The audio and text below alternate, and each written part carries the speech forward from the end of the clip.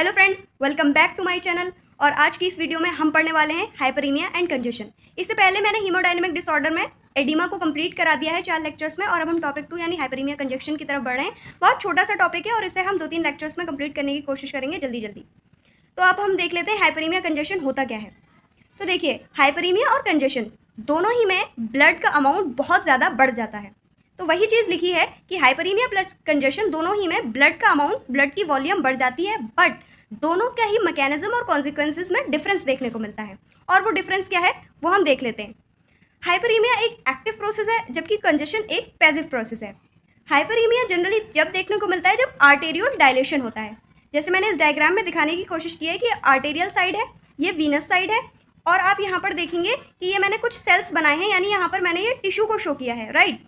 तो यहाँ पर आर्टेरियल डायलेशन यानी जब आर्टरीज का डायलेशन हो जाएगा तो बहुत सारा ब्लड आएगा, और बहुत सारा ब्लड आएगा तो यहाँ पर ब्लड जमा हो जाएगा, ठीक है, तब हाइपरीमिया होगा।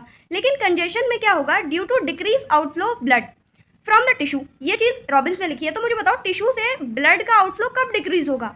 तब डिक्रीज होगा जब यहाँ पे जाने का रास्ता ही ब्लड को ना मिले। भाई यहाँ से तो बहुत तेजी से आ रहा था, बहुत ज़्यादा ब्लड आ गया क्योंकि डायलेशन हो गया, यानी हाइपरीमिया हो गया। बट कंजेशन में क्या होगा, ब्लड वापस नहीं जा पाएगा, तो यहाँ ब्लड एक्यूमुलेट होना शुरू हो जाएगा।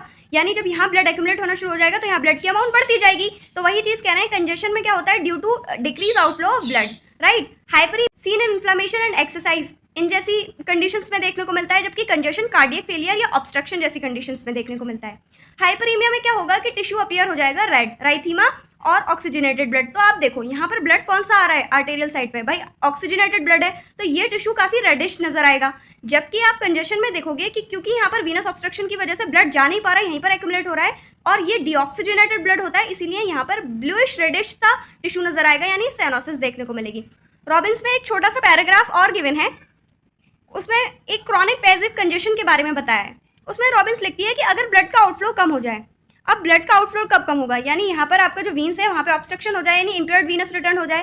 तो मुझे बताओ, जब यहाँ ब्लड एक्यूमुलेट होने लगेगा, वापस यहाँ नहीं जा पा रहा, जमता जा रहा है, ब्लड बढ़ता जा रहा है, बढ़ता जा रहा है, बढ़ता जा रहा है, एक्यूमुलेट होता जा रहा है, तो यहाँ हाइड्रोस्टैटिक प्रेशर भी इंक्रीज करेगा, जिसकी वजह से एडिमा होगा। और हमने ये इसकी पूरी पैथोजेनेसिस एडिमा में हम पहले ही कंप्लीट कर चुके हैं, राइट। तो उसके बाद ये एडिमा देखने को मिलेगा। अगर यही चीज़ लॉन्ग स्टैंडिंग बहुत लंबे समय तक हो जाए तो ऐसे में ये चीज़ आपकी क्रॉनिक पैसिव कंजेशन, यानी जो एक्यूट कंजेशन था वो क्रॉनिक पैसिव कंजेशन में कन्वर्ट हो जाएगा, और ऐसे में क्रॉनिक हाइपोक्सिया डेवलप हो जाएगा। मुझे बताओ, ब्लड यहीं पर ही एक्यूमुलेट हो गया और आगे बढ़ ही नहीं रहा, तो यहाँ वाले जो टिश्यूज होंगे वहाँ पर हाइपोक्सिया डेवलप हो जाएगा, जिसकी वजह से इस्चेमिक इंजरी हो जाएगी और आपका स्कैरिंग भी होने लगेगा। इस्चीमिया बोलते हैं हम लॉस ऑफ ब्लड सप्लाई, यानी ब्लड सप्लाई बहुत बहुत कम हो जाना। एक इन्फाक्शन टर्म भी होता है, वो हम आगे देखेंगे। इन्फाक्शन में पूरी तरीके से कट हो जाती है ब्लड सप्लाई, जबकि इस्चीमिया में कम हो जाती है, लेकिन इतनी होती है कि हाँ थोड़ा बहुत सर्वाइव कर सकता है टिश्यू। बट अगर बहुत ज़्यादा इस्चीमिया हो जाए तो हमें इंजरी देखने को मिलेगी, और इंजरी हो जाएगी तो वहाँ स्कैरिंग होने लगेगी। उसके बाद आप देखेंगे कि वहाँ पर कैपिलरी रप्चर भी हो जाएगी, और जिसकी वजह से आपको थोड़ा बहुत ब्लड का लॉस देखने को मिलेगा हीमोरेज की शक्ल में। यहाँ पर मैंने FOCI फोकाई लिखा है, वो इसी चीज़ को डिनोट कर रहा है। और देखते ही देखते वहाँ पर आपको कुछ एक खास किस्म के हार्ट फेलियर सेल या मैक्रोफेजेस सेल्स नजर आएंगे, जिन्हें हम बोलते हैं हीमोसिडेरिन लेडन मैक्रोफेजेस सेल्स। इनको हार्ट फेलियर सेल्स भी बोलते हैं। क्यों बोलते हैं, जब हम नेक्स्ट लेक्चर में मॉर्फोलॉजी पढ़ेंगे तो समझेंगे। बस इतना समझ लो, हार्ट फेलियर एक तरीके का उनका एक पीछे का हिडन कॉज होता है, इसलिए उसका नाम रख दिया है।